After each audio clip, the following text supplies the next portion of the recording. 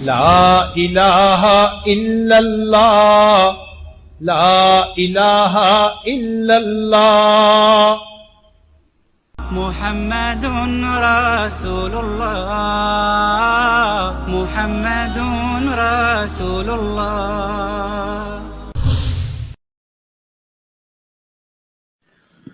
Bismillahirrahmanirrahim. Alhamdulillahi wa kafa.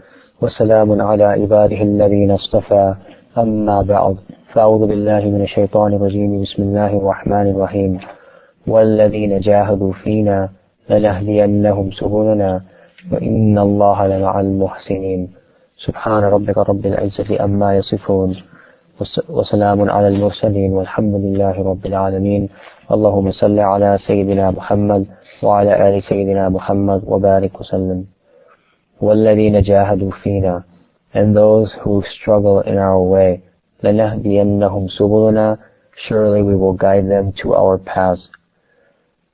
وَإِنَّ اللَّهَ لَمَعَ الْمُحْسِنِينَ, and verily Allah subhanahu wa ta'ala is with the people of ihsan.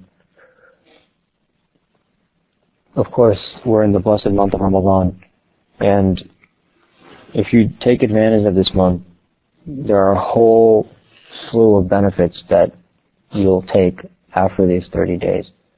And inshallah, over the next few weeks, we'll talk about different aspects of Ramadan. But today, what I really wanted to highlight was that this month allows you to delve deep into your inner realities. Because in this month, your schedule changes. You spend much more time in the masjid. You don't spend time eating. You spend much more time reading Quran. You spend much more time in the company of good people, just by virtue of even having to go to an iftar. So your whole outlook changes, and in fact the way you think changes. And even when you sleep, believe it or not, your sleep is much different than the sleep that you have outside of Ramadan.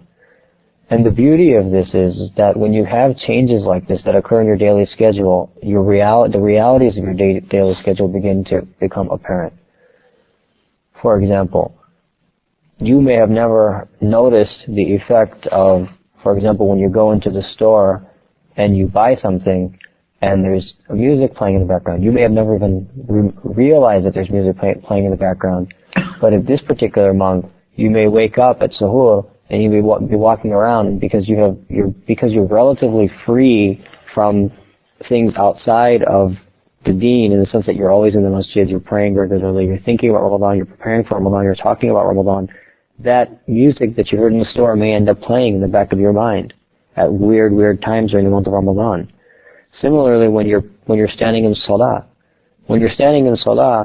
those things that distract you, for example, in the Taraweeh prayer, are highlighting to you and basically knocking on your door and telling you that, look, these are the things that are drawing your attention away from Allah subhanahu wa ta'ala. And this isn't something made up. This is exactly from the life of the Prophet sallallahu alaihi wasallam. If you look at the Prophet ﷺ, on one occasion, he was praying his salah. As soon as he finished his salah, he ran out of the masjid. People were looking at him as, why is he so quickly moving out of the masjid? He went to his house, he took one or two dinars that he had left, that he had not given in sadaqah yet, and he went and he gave them away. And then he came back in the masjid and he continued his prayers. Why? Because when he did that, those 2 dinars were distracting him.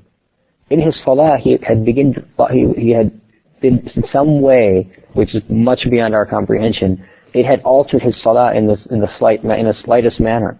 And so he felt the immediate need to go and remove that distraction from his life, so that he can continue to focus 100% on Allah subhanahu wa ta'ala. Similarly, on another occasion, the Prophet ﷺ was given a very valuable shawl. It was a very beautiful, valuable shawl that he put over himself, and he began to pray. He was praying with it on. As soon as he finished the prayer, he took it off and he gave it away.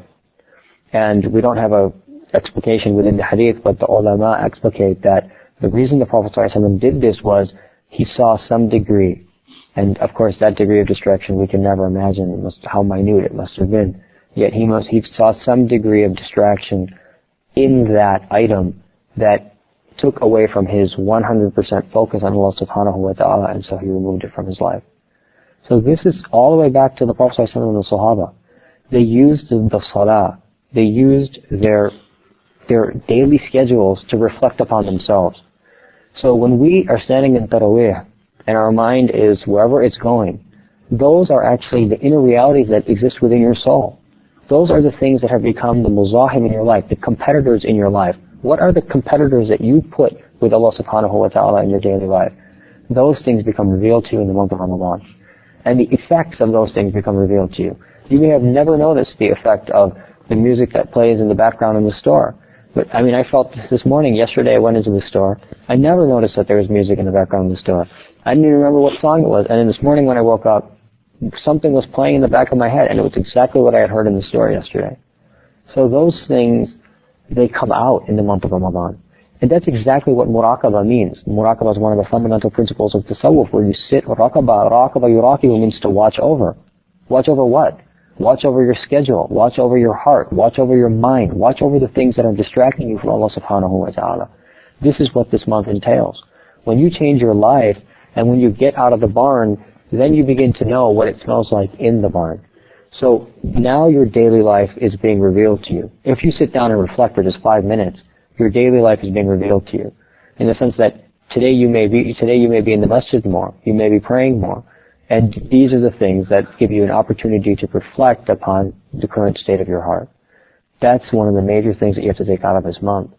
Because when that happens, that's how you know how you'll be able to keep this up outside of the month. Which is extremely important, because we don't worship Ramadan, right? We don't just worship in Ramadan and then leave. On the Day of Judgment, Allah subhanahu wa ta'ala can ask us, did you worship Ramadan or did you worship me? If you worshiped me, I was there 12 months of the year. If you worship Ramadan, that was just 1 month. So what's the difference between Ramadan and not Ramadan, aside from Allah's barakah? But the point is that we have to use this month wisely. 2 days are already gone. 2 nights are already gone. And these nights are going to slip away like anything. And if we didn't attain the goal by the end, then when will we attain it? This is the only time you can do it. If you didn't get something out of these 30 days or 29 days, then when are you going to do it? If your life doesn't change when you fast all day and pray at night and spend time with the company of good people and reflect on Allah more, then in the month of Ramadan, if it doesn't change, when is it going to change? So we have to take these days very, very seriously. This is not a joke. This is our maghfirah from now.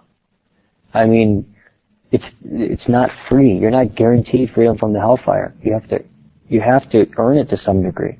You have to make effort towards it. And this is what this month entails.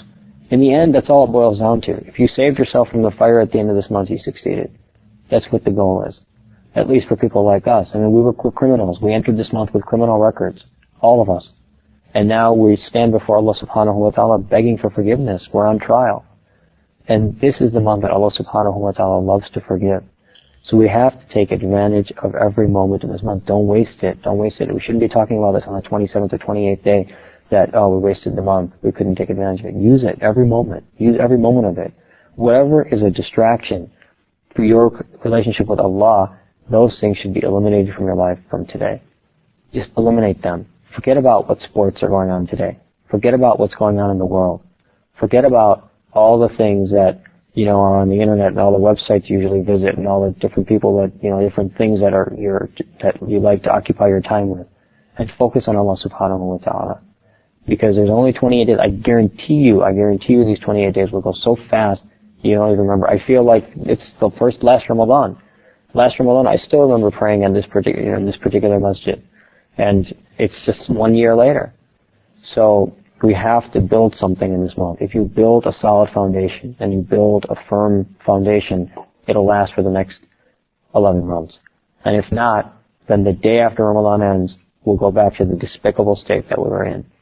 So may Allah subhanahu wa ta'ala give us the tawfiq to take advantage of the blessings of salah, the blessings of saum, the blessings of good company, the blessings of suhoor, the blessings of iftar, the blessings of the 5 prayers, the blessings of the masjid, the blessings of the Quran, the blessings of the sunnah of the Prophet ﷺ in this particular month.